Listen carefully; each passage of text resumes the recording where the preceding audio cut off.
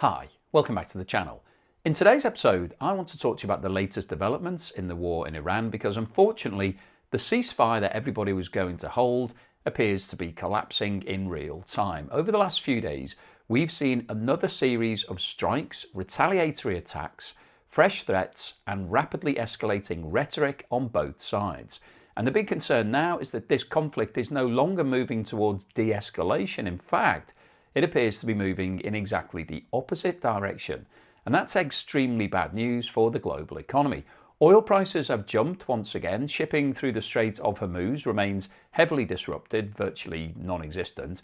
Commercial vessels are still switching off transponders as they try to move through the region unnoticed. Insurance costs have surged, energy traders are nervous, and financial markets are becoming increasingly volatile.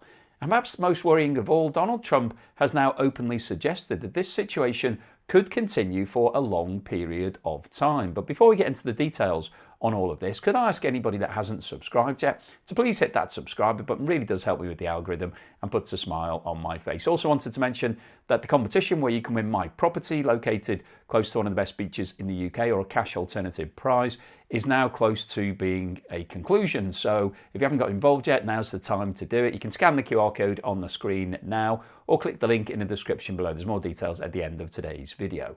So let's get into the latest developments. The most significant escalation over the last few days has been a fresh round of USA strikes against Iranian targets near the Strait of Hormuz. The reports state that US forces have targeted Iranian drone operations near Bandar Abbas after intelligence suggested more attacks were being prepared against both commercial shipping and American assets in the region. The USA has reportedly destroyed multiple Iranian attack drones along with ground control stations that were allegedly coordinating further launches. Iran has now responded with retaliatory missile and drone attacks against US-linked facilities in the Gulf region, with Kuwait reporting incoming missiles and overnight aerial activity. Now, fortunately, there were no reports of major casualties, but the message from Tehran was absolutely clear. Iran intends to respond to every escalation with another escalation. At the same time, Israel has continued its strikes linked to Hezbollah positions in Lebanon, and fighting on that front is intensifying. Israeli operations in southern Lebanon have reportedly expanded with further strikes around Tyre and additional clashes involving Hezbollah drones and rockets.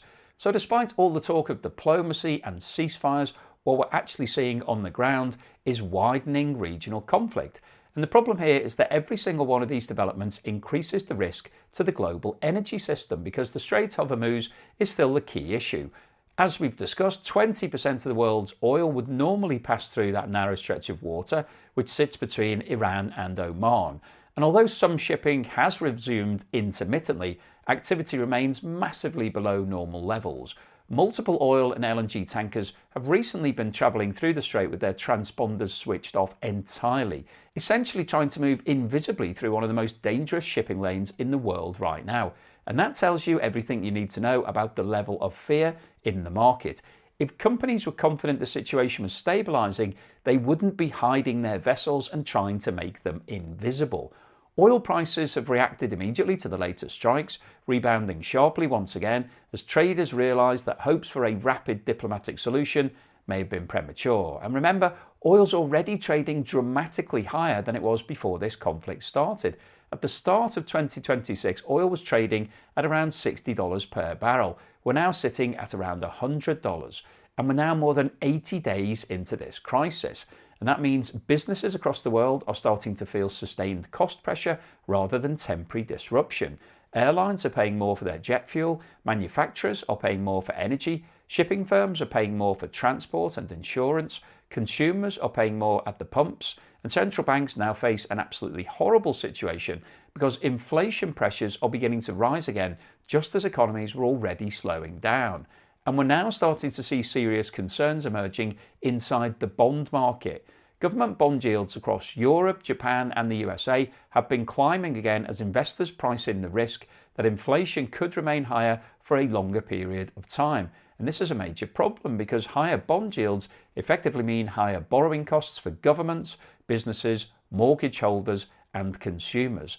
The European Central Bank has now openly acknowledged those risks.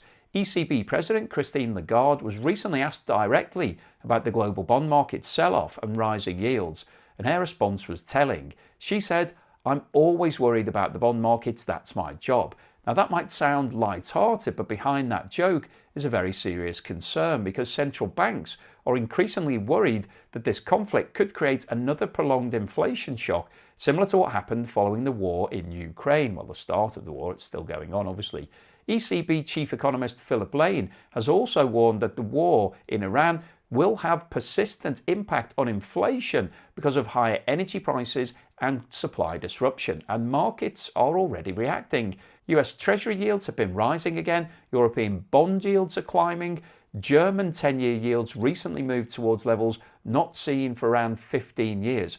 But perhaps the biggest warning sign of all is what's coming from Japan, because Japan has traditionally been viewed as one of the safest and most stable bond markets in the world. For decades, Japan operated with ultra-low interest rates and extremely low government borrowing costs, but that's now starting to change. Japanese government bond yields have been surging recently, with investors becoming increasingly concerned about inflation, debt sustainability, and the future direction of interest rates.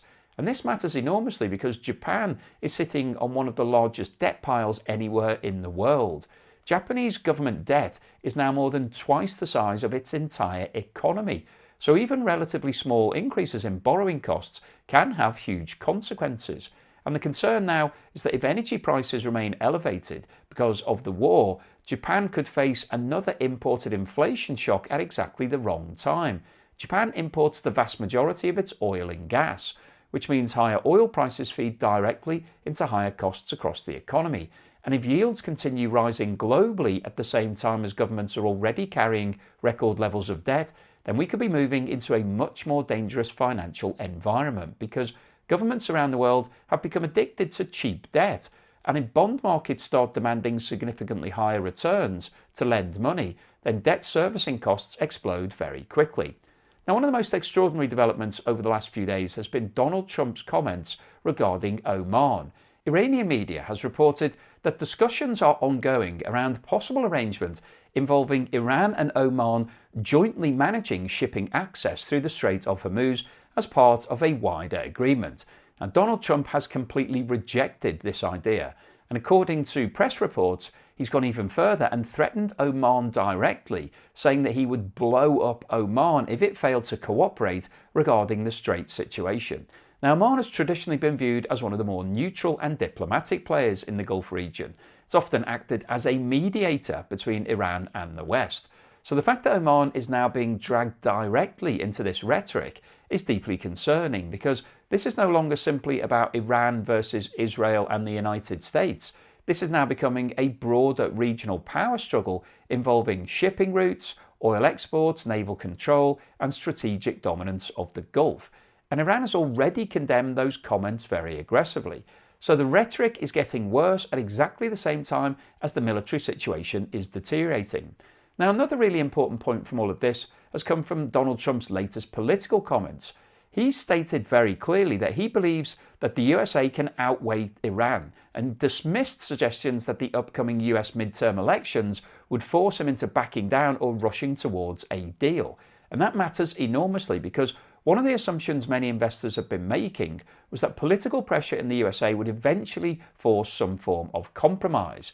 But if the White House believes it can sustain this conflict politically, economically, and militarily for many more months, then markets suddenly have to start pricing in a much longer disruption period. And that changes everything. A short-term spike in oil prices is one thing.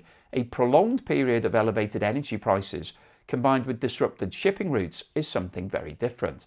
And that starts feeding into global inflation. It damages growth. It weakens consumer spending, it increases recession risks, and it creates exactly the sort of uncertainty that businesses and investors absolutely hate.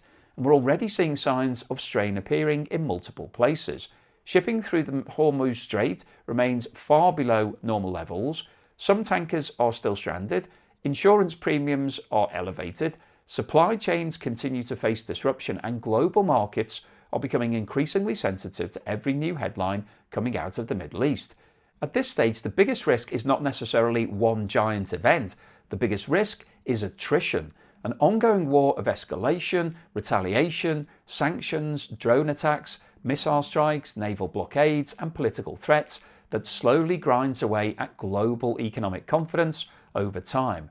And unfortunately, based on the latest developments, that now appears to be exactly where this situation is heading. So I'll keep you posted on any further news and developments, but hopefully you found today's video useful, informative, and most importantly, thought-provoking. If you've liked what I've said, then please give me a thumbs up. Please subscribe to the channel if you haven't done so already.